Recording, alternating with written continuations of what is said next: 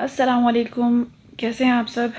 असल तहक़ीक़ व तदवीन ममूना ख़ातून की है और ये मकतबा दानियाल वालों की है।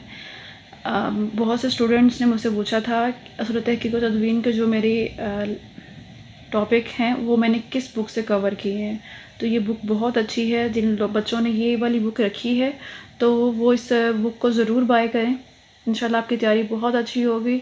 260 इसकी प्राइस है और इसके टॉपिक जो हैं वो आपके सामने शो हो जाते हैं और इसका क्वेश्चन पेपर जो है वो ऑलरेडी अपलोडेड है। आप उसी से फ़ायदा उठा सकते हैं। मैं कोशिश करूँगी इसका लिंक मैं आपको डिस्क्रिप्शन में दे दूँ और जो टॉपिक इम्पॉर्टेंट हैं वो मैंने ऑलरेडी अपलोड किए हैं और अगर आपको लगे कि उसमें से कोई टॉपिक रहता है तो आप मुझे कमेंट करके भी बता सकते हैं अगर आप इस बुक को बाय नहीं करना चाहते।